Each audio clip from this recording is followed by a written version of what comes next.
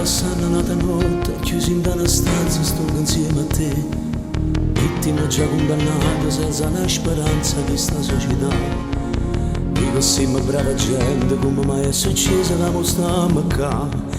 Parlami, ti prego, parlami, tu mi sei frato, non mi puoi condannare. Sulla moda sta accorgendo che soltanto me ti potevo fidare. Solo mo che stai cadendo ed è venuto a mente che può bene a me. Quando stavamo là fuori ti stendevi in mano per mi far aiutare. Non avessi mai pensato che compagnicella mi va da mandare. Mi a credere che sta vita è assai difficile. Prima o dopo ognuno può sbagliare. Su come ho già capito che nessuno è come te. Stai pensando pure tu a mamma, con i tuoi figli che non poveri. Guarda stretto in tuo cuore, sempre un dolore che fa male. Stanno pensando, scrivendo, chiagliendo, ma non c'è risposta, nessuno ci può aiutare. E se ne ride lui, che non sappiamo più come mamma fa. Perciò io e te, senza scuola, ma quando nasciamo a casa. Noi torniamo insieme a faticare, non ricorda da restare. Passami una sigaretta, se ti fa piacere, metti a fuoco il caffè. Già si è fatto chiaro cielo, come passo tempo quando sto con te. Sto capendo tante cose, ma credevo furba, invece guarda qua. Sto pagando amaramente tutti gli sbagli che non ne va a fare. Oh, fermiamela, ti prego, non parlami niente che ci fa soffrire.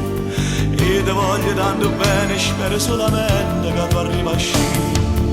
Io purtroppo a casa resto, non è solo un anno che hai già scontato. Giurami quando stai fuori, sta sempre vicino, mamma e papà.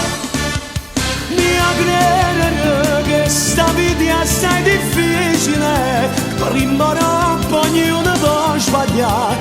Su di me ha già capito che nessuno è come te. Stai pensando pure tu a mamma, con i tuoi figli che non poveri. Porta stretto in tuo cuore, sempre un rumore che fa male. Stanno pensando, chiagliendo, scrivendo, ma non c'è risposta, nessuno ci può aiutare. E se ne ride né lui, che non sappiamo più come mamma fa. Perciò io e te, senza scuola, da quando nasciamo a casa. Noi torniamo insieme a faticare, non ricorda da restare.